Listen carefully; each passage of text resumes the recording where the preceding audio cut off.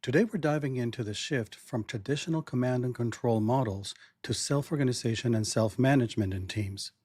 This isn't about abandoning leadership and management, it's about rethinking how teams collaborate, make decisions, and tackle challenges together.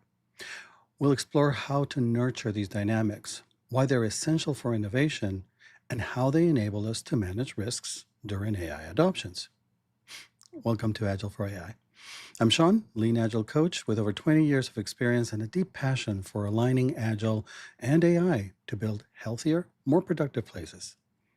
Let's dive in. So, first, let's establish context. I've mentioned it before, and I want to always be very, very clear about this that there is a place for traditional command and control. It has strengths. It can create clear tactical structures where we know exactly what needs to be done. Everybody's crystal clear. And we can make quick decisions based on simple and stable environment needs. If it's a simple order taking, okay, there's not much to discuss. There's a simple decision to just move forward and fulfill the order. We don't need to add layers of complexity to that environment. We just need to execute as quickly as possible. So, where there are predictable outcomes, where the work is simple, it can be difficult to do. Remember the difference between simple and difficult. These are two different things: simple, complicated, easy, and difficult. So, we're talking about simple things where the predictable outcomes. Yes, absolutely. The command and control makes a lot of sense. It doesn't mean that there is no room for creativity in these environments. However, it does stifle them because there's an order and the expectation is just to follow the order. The opportunity to become creative, come up with a new way of doing things, is sometimes not welcome at all because it's viewed as taking away, challenging, threatening our ability to deliver. And yes, there are times when there is opportunity to improve things, and some environments allow that, some environments don't allow it at all. However, where it's very clear is that it discourages ownership, and perhaps not intentionally. And in fact, I've talked to many leaders from waterfall environments that they're frustrated that their work teams are not exhibiting ownership of the work that they're doing. And my question is, why would they? Because they've always been told what to do. It's never their plan. It's never their idea. It's never their execution. It's somebody else's. You can't develop ownership, a sense of ownership, a sense of this is my baby, this is my creation, when all you're doing is following somebody else's plan. So the approach of command and control definitely discourages a sense of ownership. And once we introduce volatility and complexity, forget it. It falls short. This has been proven. This is what happened during the dot com. The whole reason why we started having conversations about Agile was from a recognition that we couldn't, at Waterfall, couldn't keep up. It couldn't deliver at the rate and the pace that all of this complexity ambiguity was creating. You can't create a Gantt chart where the first item is figure out the unknown. What's the second one? Deliver it? It's just can't doesn't work. So if the work environment that you have and the type of work that you have, the work characteristics, I always talk about look at the work characteristics. If the work characteristics align to simple, we have a best practice, very clear outcomes, expectation, predictable. Yeah, just follow this path. Command and control probably works. There are other ways to do things, but it probably works. However, take note. If it is that simple, if it truly falls under the simple and complicated categories, understand that this is the low hanging fruit for AI, automation, and robotics to take over. So if you enjoy task mastering in these environments, you may want to consider other alternatives because something will happen. How quickly, we'll see, but something will happen because this is a ripe environment to be able to automate it. Is this just fear mongering, or are we starting to see some evidence that potentially this is what's going to happen? We don't know for sure what's happening with Amazon, but we've seen it. 14,000 managerial layoffs by early 2025. Whether it's actually driven by AI or it's aided by AI, we don't know. However, a really important thing about the message that Amazon has been clear about is that they want to eliminate bureaucratic obstacles, expedite decision making, and foster more agile startup like cultures. This is consistent with what Agile has been saying, and this is signaling to us that there's a recognition in leadership, at least in Amazon, and other companies are taking note, that having too many layers in the hierarchy slows things down. And that is absolutely something that Agile has demonstrated. Having too many layers will slow things down. The handoffs that happen, and as you're making decisions, when those decisions have to travel multiple layers, game of telephones, inaccuracies, all kinds of things start playing in, and there's a delay. There's a significant delay. We know this from the time of Lean. Lean demonstrated that this is what happens, and it created the environment where frontline workers could make critical business decisions, up to and including stopping the work lines. So this is not something new. This is something that we've known for a long time, and maybe AI is just making it now easier to flatten organizations. Maybe. Moving into the future, that certainly will happen. And we need to be prepared for that. So, not only because of the complexity, but also because of the ease of automating the simple workspace, we need to develop alternatives. And what are those alternatives? Well, they include things like self organization. Because self-organization aligns really well to manage complex environments. This is where we move a lot of that decision making to the front line, and we allow the delivery teams to make decisions that traditionally would have been made within the leadership hierarchy. So I've talked before. I'll put a link in the description to it. What this servant leadership is all about. That's half of the discussion. This video today is the other half. Where we have servant leadership, we want to have self-organizing teams. I described in the servant leadership video how we're shifting management and leadership from a push paradigm where we're coming into teams and we are exerting on them direction, instruction, command, whatever. And we're changing it to a pull relationship where servant leaders are there to support supportive leaders. They're there to support. And when we're looking for support, what we want to see is teams that are looking for that support. So it needs to establish a pull relationship. That is not the natural modality of waterfall teams. They're not accustomed to pulling. If anything, they're kind of afraid, and whatever they can do to stay away from the view of the manager, the better. That's the type of culture that they typically have.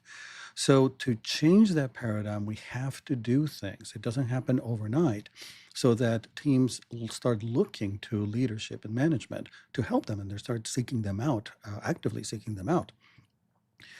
Complex work environments require adaptive, decentralized decision making, and that's what this self organization creates.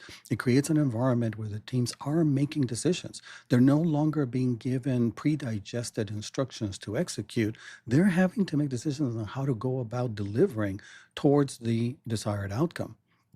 And when we're looking at AI-driven systems, they're going to rapidly introduce a lot of decisions that the teams at the front line need to make. They're going to expose a lot of information, a lot of situations that will need the verification, the confirmation, the analysis of frontline teams in order to move effectively. And that's going to happen very, very, very quickly. It's going to create a need for speed, responding quickly to this as it's happening. So we need teams that can think independently and act quickly. They can't be waiting for a manager to process whatever's happened and then come back and give a direction on what to do next. So this is going to really help the teams up their game, improve the value of what they're delivering to the company, not just in their work, but in shaping how things are done by the company. And there's a lot of misconceptions about what we mean when we talk about self-organization. Self-organization isn't about anarchy. It isn't about moving away, stepping away, and just letting whatever happens happen. There's a little bit of element to that. We'll talk about that. But when we're talking about self-organization, the environments where this works really well, there is some truth to saying that it's like working at the edge of chaos. It's not anarchy, but it is chaotic. It definitely has the feeling of chaotic. And that makes sense because we're talking about ambiguity, volatility, uncertainty. Things are shifting. We have a plan. We often say in agile environments that the plan is the plan until we change the plan. So it doesn't mean that we don't have a plan. It means that we expect that it's going to change. And when it does, we need to be ready to react to that. We need to be ready to make the course correction based on whatever is happening in real time. So it does feel very chaotic. It's not anarchy because there is a structure that we establish, and there is this alignment to the desired outcomes. It's a North Star that's pointing the direction that we want to head towards. So leadership doesn't disappear. They're there to establish that North Star and give us that direction. However, they shift from this directive role into one that is an enabler and facilitator, and then just allows for things to progress. Implementing this, I've met companies that had really good intentions. They heard the Agile message, they liked it, it made sense to them, and they genuinely wanted to support it. And with the best of intentions, just often how the worst problems happen, they overnight shut off the management oversight and said, teams, we're here to support you. You figure it out. Go do it. And that's it. That is chaos. That is really, talk about anarchy and talk about disaster. That is a way to put your business at risk. No, it's to give you something to think about. It's like telling somebody who has never ridden a bicycle before in their entire life that you just signed them up for the Olympics to represent the country on bicycle riding, bicycle racing. You would never do that. And yet that's exactly what companies have done. And the thing that we need to understand is that decisions have always been made on behalf of the teams. They've always received a pre-digested plan that they needed to execute. They haven't developed the muscles to know how to go about making decisions. They don't even know when they need to make decisions, let alone how to make those decisions and how to make good decisions. To expect them to make great decisions overnight just because we got out of the way, no, that doesn't work at all. I've watched teams come to a complete standstill, staring at each other. Nothing is happening because nobody knows how to make a decision. They need to learn how to do that. So in a previous video, I've talked about Shuhari. This is a graduated path where we start by following. Somebody needs to set example. And this is a wonderful opportunity for people who have been in management and leadership roles before, who are so accustomed to making decisions, to coming up with plans. This is second nature. And when something becomes second nature, we assume that anybody can do it. It's so easy.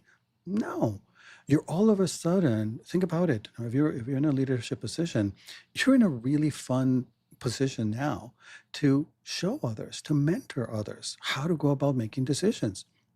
A lot of people don't know how to make decisions, or don't want to make decisions, are afraid of it, the responsibility that comes through it, what happens as a result of the decision that I made.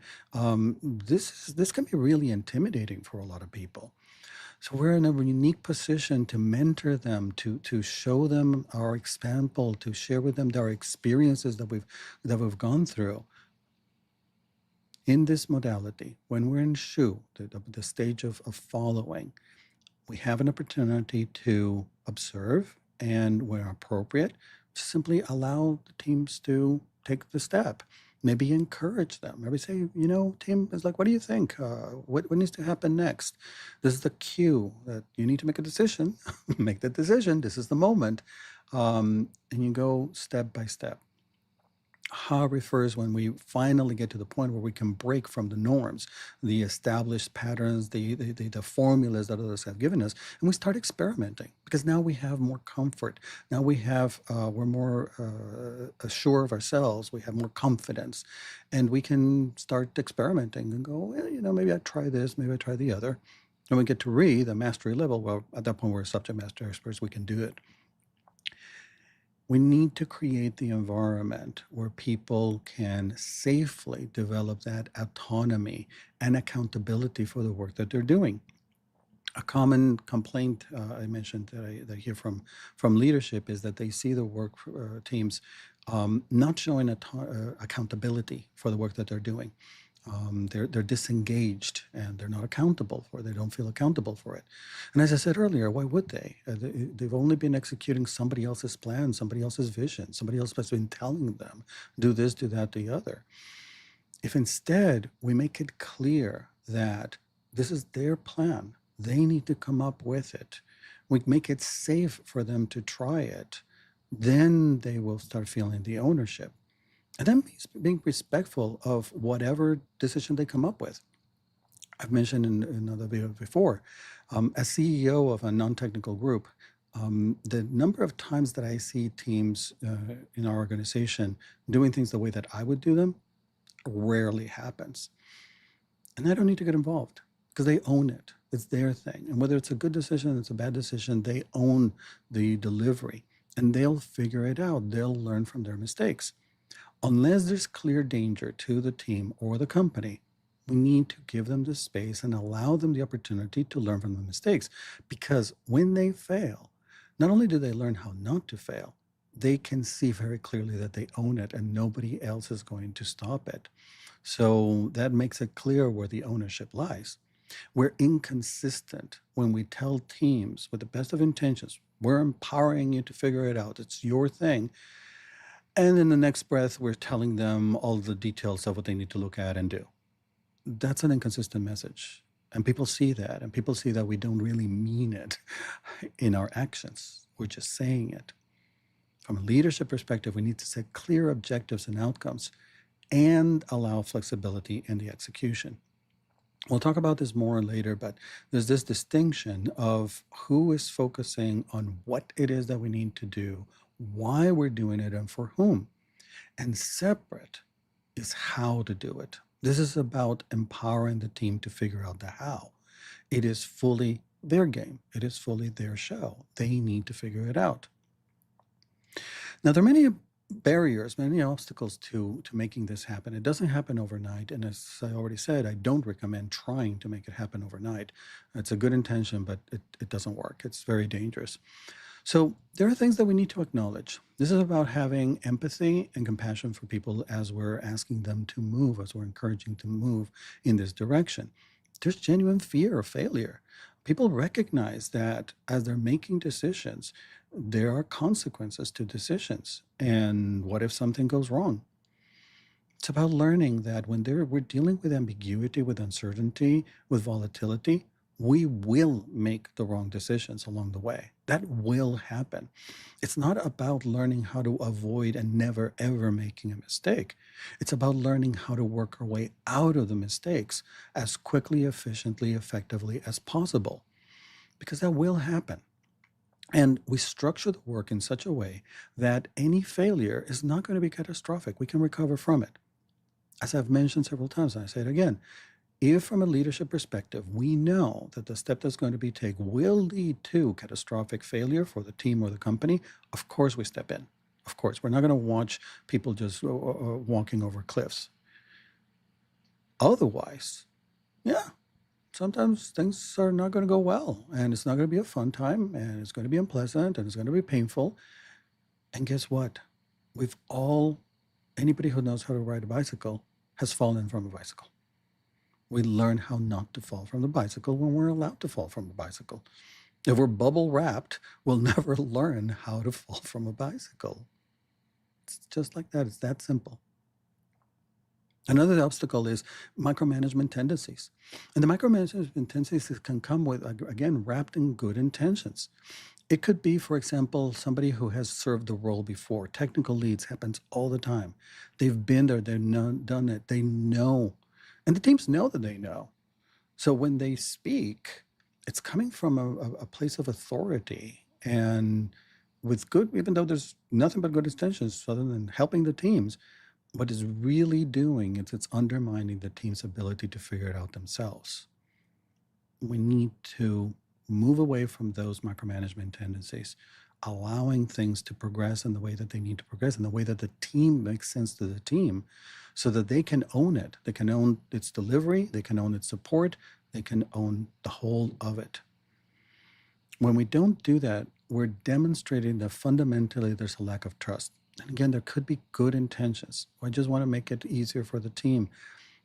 No, we want the team to learn how to fish, not to give them the fish so that they don't starve that day. They're not hungry that day. Um, that only happens when we create the space for them to figure it out. Now, there's another resistance to make this happen, and it's a bit unexpected. However, when you think about it, it actually makes a lot of sense. Try to think that the teams that are in waterfall, they tend to be under tremendous pressure. They're under tremendous pressure to deliver more and more and more. And if there's any talk about doing the agile thing or implementing AI, there's probably a desire to increase productivity, increase the throughput, increase the responsiveness of the company. So, under those kind of pressures, they've been hearing over and over again the messages of more, more, more, more, more. So try to put yourself in a position where you already feel that pressure to produce more, to deliver more. And now all of a sudden, management comes up with this idea that, oh, by the way, you're going to come up with a plan for the stuff that you're going to do. And it really drives the question for people, then what are managers doing? They're like, yeah, it was annoying to hear them bark orders at us all the time. However, they were doing something. Now they're not even going to do that. Now we have to do everything, including figuring out the tactical plan, and then execute it on top of it. It feels awful. So I've met a lot of resistance from the teams themselves not wanting this self-organizing thing, because it really feels like the entirety of the company is just landing on their shoulders. It takes a while to overcome this.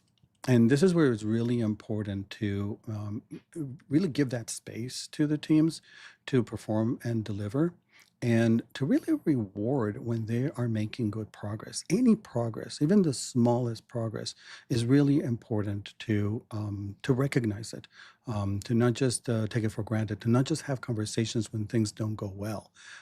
That's going to discourage people from doing this. They really need to see that when they are delivering something, whatever it is, um, that there's a recognition that we made a step forward, even if it's a tiny one. Um, so it really requires a lot of leadership support and consistent, constant communication. Leadership can't just take a backseat driver stance and not be involved and just watch whatever happens happen. Need to be involved, need to be present without being at the wheel, recognizing that somebody else is at the wheel. So when there are indicators of progress, teams take initiative, they solve a problem independently, they deliver consistent results. We communicate that, we share that with everybody. It's not about the giving participation trophies. It is about recognizing real progress. Doesn't matter how big it is. We're making progress. That's what's important, because that reinforces the message that we are not only saying that we're empowering teams, we're recognizing, we're celebrating when they are performing in the direction that we want. So when we do this, the communication that's happening between team members and across layers of the organization becomes more collaborative, and we have fewer bottlenecks. People are able to parallelize more and deliver at higher throughputs, because we've relieved a lot of the bottlenecks that happen in a highly hierarchical organization. So in order for this to happen, management needs to evolve. It needs to expand decision-making capabilities within teams so that they take ownership for the work distribution, the task prioritization, conflict resolution is another one. And this requires training on how to do this. Now, self-organization is what allows teams to figure out how to execute whatever it is that they need to do, how they're going to get towards that North Star, how they're going to get to the desired outcome. Further evolution from that, this is what Agile focuses on, further beyond that lies self-management. Now, I like to talk about both self-organization and self-management because there is an opportunity as we're developing self-organization to start dipping our toes into self-management. True self-management comes in when companies reach a cultural maturity level that we call refer to as teal. This is based on Lalou's cultural model. I'll talk about that in a future video. But what it's talking about is that there's this evolutionary process that takes us from strict command control to a very flat organization, if you want to call it that. And in that organization, there is true self management. Getting to that takes a long time. Just as I caution to take your steps in going into self organization, we definitely want to take our time getting into self management. But starting to talk about that early, painting a picture of what that might look like, can help us start defining that North Star so we can get towards that. A good example, a common example of what self management can look like is when dealing with team dynamics. You put a group of people together, there will always be team dynamic issues. Some teams more than others, but you will always have team dynamic issues. In a strict command and control hierarchical structure, every single issue would have to go through the manager and then trickle down, up and down, up and down, up and down. And the reality is that most teams don't do that. Most teams, number one, they don't want the manager involved in everything that's happening. They don't want to create a really uncomfortable position that when they've been in, they didn't enjoy it. It was not pleasant. So there's an aversion to going there. And as a result of this, teams tend to put up with things too long until they can no longer put up with it anymore. And when that happens, that's when they get the manager involved. And at that point, the manager doesn't want to be bothered. There's this big, messy thing, and who wants to deal with this headache? So the result, it doesn't tend to go very well. And we don't want for that to be the kind of support that we're getting from management. We do need support from management, but we want to get support from management when it's truly needed, not other times. So, what does this look like? In a truly self managed team, let's say, for example, very common, a team member may be going through a personal situation, whether it's health or it's a family situation, whatever difficult thing at a personal level is happening to them as individuals, as human beings. That is reducing their ability to deliver. It's creating an obstacle for them. In truly self managed teams, there's a recognition that this is happening to one of our teammates. And what we want to see is for the team to create a buffer around that individual, to give them the support that they need, recognizing that they're going to be performing suboptimally for the time being. And that's okay. They're providing support to them. And when it goes well, then the situation resolves and the team member starts performing back again at their normal level and everybody's happy. And that really creates a sense of family. You know that people are there, your teammates are there. They're not just coworkers that you occasionally interact with. It really is like a family. And you know that people are there to watch your back when you need it, and you will watch others back when they need it. So it really creates a very nice environment, work environment, where everybody is looking out for each other and helping each other.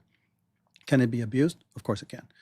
And when that happens, that's when we want to see the team first make efforts to resolve the situation on their own without requiring a manager involvement to come and resolve whatever the issue is. So this could come in the form of giving feedback to the team member. It's like we know that you've been going through a difficult situation, and we're here to support you. We'd like to know if there's anything that we can do to help resolve the situation, because now it's been going on for a while and it's starting to affect us. It's starting to hurt the team. So we need some kind of resolution to figure it out. Is there anything that we can do to help you do that? Sometimes that's all you need to do. And it's kind of a gentle nudge. And if there's good intention, then usually that's enough for the situation to resolve itself. If there isn't, if there's more to this, that's when calling for support from the manager can be helpful.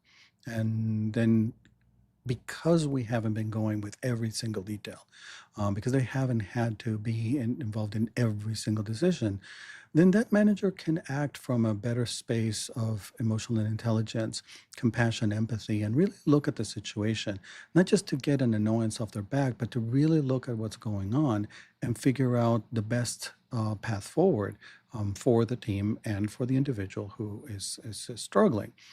So this really emphasizes that what we want to see is for the team to take that first step, those first steps, to leverage their decision making, to navigate through those team dynamics in whatever way it's possible for them to do.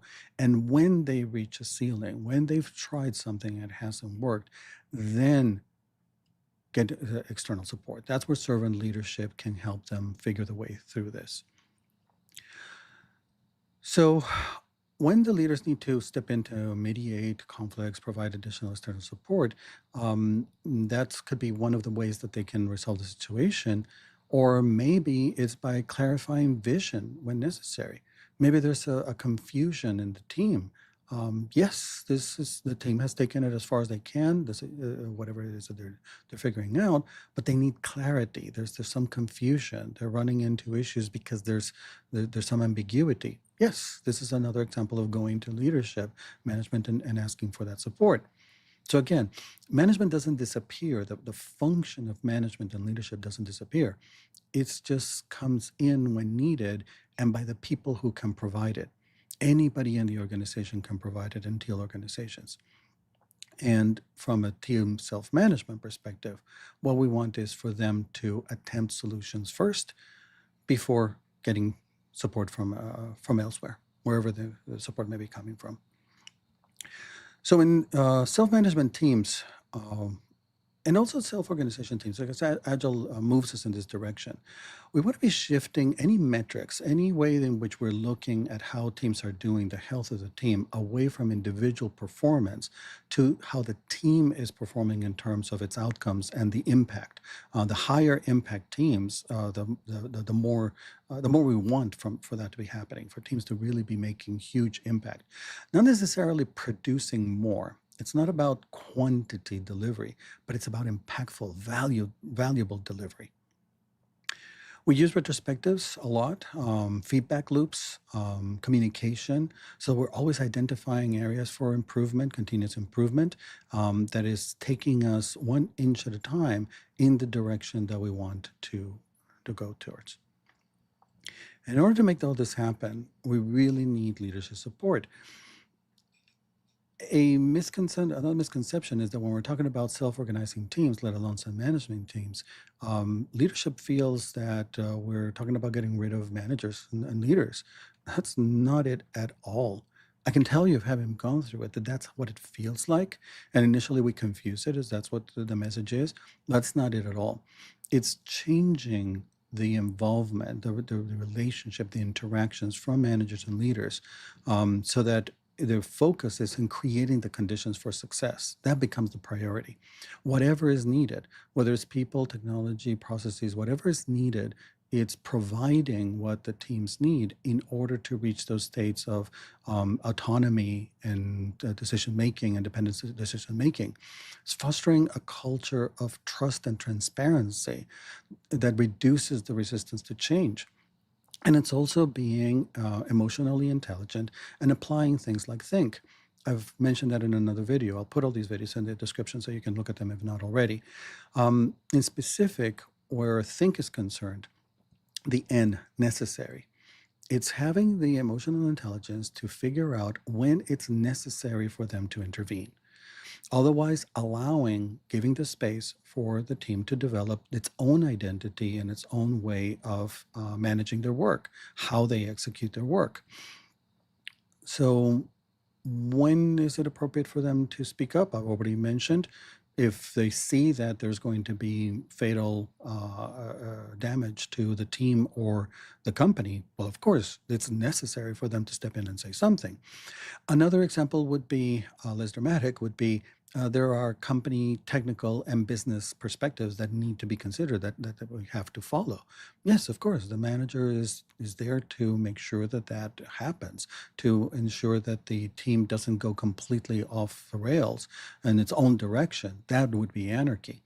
So you can think of it as the managers define the shape of the playground. But what happens inside the playground, that's up to the team to figure out, as long as they stay within the playground. They're not breaking the shape of the playground. Everything that can happen within that playground is fair game. It's not also about becoming a laissez-faire manager. Laissez-faire where they're completely disconnected from the team. They're just doing parachute management. No, that creates business risk. Agile um, leaders and managers are deeply involved and aware of what's happening with the teams. They're just not puppeteering. They're not directing. They're not commanding, and they are aware. So they ensure that technical and business goals are integrated and aligned into how the team is progressing. Yes, without telling them these details of what to do. They're just defining the shape of the playground, as I mentioned. They help teams understand the broader organizational impact of their work. By providing that clarity on how everything fits in, the teams are in a better position to make better choices, better decisions on what they're doing and how they're doing things. So there's a balance between intervention and stepping back. As Warren Bennis, mentioned, leaders act as guides, not as managers.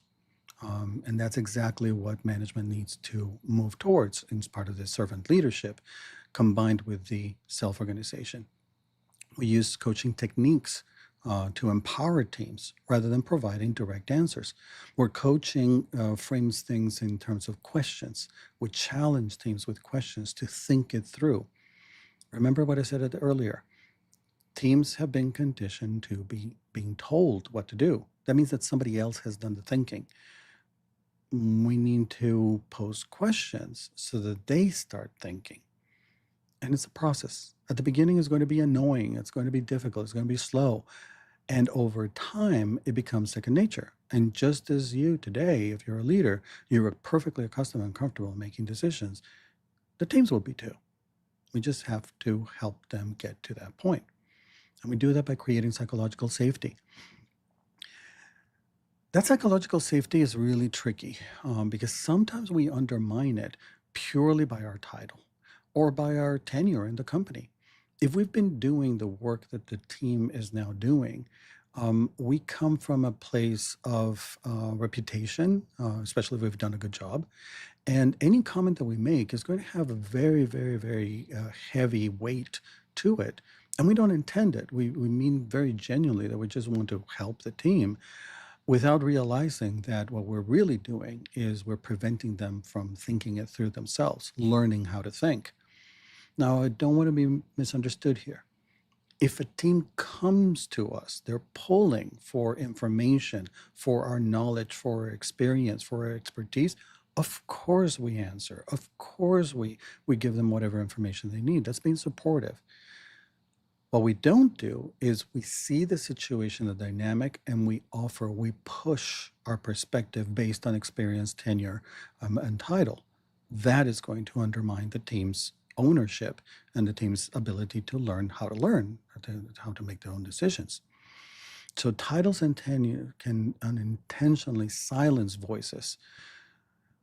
Leaders must level the playfield by creating that safety for everybody to have the opportunity to speak. And we promote equality of ideas, focusing on the merit of the ideas themselves, not the status, not where they're coming from. So a good idea is a good idea. Wherever that idea is coming from, that's great. Doesn't matter. Doesn't have to be the top person.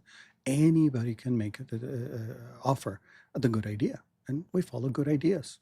That's great. And this is part of Denning's message that leaders create leaders. Um, this is where we want to see leadership at all levels so that we have more leaders in the organization. So we do that by facilitating dialogue and inclusive decision making, encouraging team members to challenge assumptions and provide alternative perspectives. Yes, we create a structured opportunities for input from all members. So sometimes it does need, especially at the shoots stage, the early stage of developing the self-organization, a structured approach to making sure that everybody is included. And over time, the team will just naturally do it. Now, as we do this, as I mentioned before, there are going to be setbacks. These are just reframing the setbacks as learning opportunities. We frame mistakes as experiments, and we focus on lessons learned rather than assigning blame. Assigning blame is a sure killer for self-organization. If people know that they're going to be put on the chopping block, or they're going to be put in front of the shooting squad, they're not going to like that. They're not going to exercise the self-organization. They're going to recoil, understandably so. Um, Again, as long as there's not going to be terminal damage to the team or the organization, we allow for the teams to make their own decisions, experiment, and fail, and learn how to recover from the failure. That's the important one. We celebrate the progress, as I mentioned, doesn't matter how small that it is.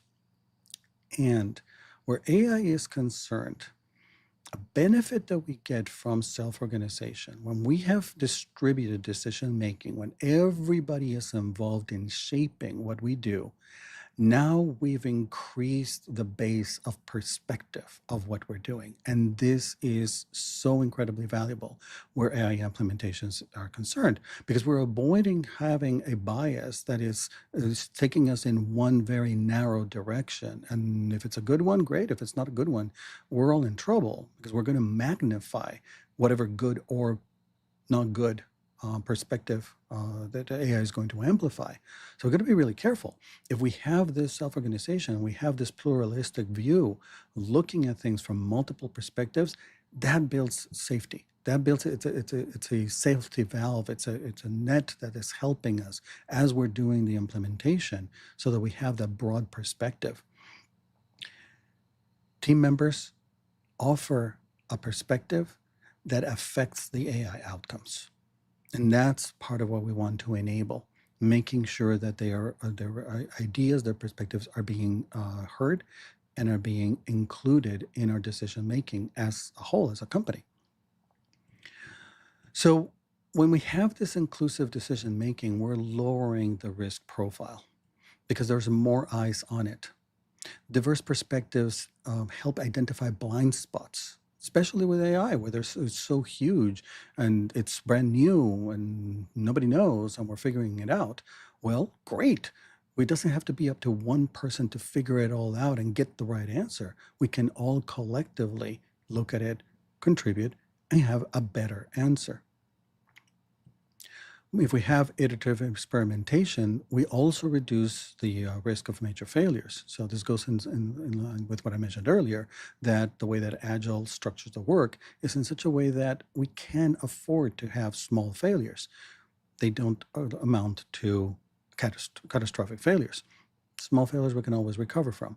We have more eyes looking at it. Everybody is contributing from their perspective. More decisions, better decisions leads to better decisions. We have covered a broader base. We're reducing the risk footprint of the AI implementation. So it's very powerful. It can really help us. So we talked about self-organization as a step that we can take forward in our Agile and AI transformation. Are there benefits to engaging in this path? Self-management as a distant and a desirable future of something else that we can look at to help the teams take care of themselves more, requiring less of the managerial support, and really putting servant leadership in a position where they're there to provide what teams need in order to take their steps forward on their own. Traditional models have limitations, and as AI is incorporated into companies, those limitations are going to be more and more visible, more and more obvious, and how AI is going to be able to resolve those will become clearer and clearer. So we really need to be looking at what lies beyond the simplistic command and control, and embracing this self-organization model to help us manage the complex space and chaotic spaces by encouraging autonomy, building the skills progressively to get there, and trust the process, one step at a time. As you do this, make sure to create that psychological safety and really reward the successes that your teams create. And if you're a team member and you're not seeing leadership recognizing, maybe there's something that you can do. Maybe one of the things that I've seen some teams do is create newsletters that get shared broadly with leadership that are sharing the successes from the teams. If we never give visibility to what we're doing, getting the support, we may have it, but we may not feel it and we may not get the benefit from it. So, those are things that we can do to help us get there. So, from that perspective, if you found this helpful, stay tuned for more insights on building adaptive, resilient organizations in the era of AI. Thanks for watching.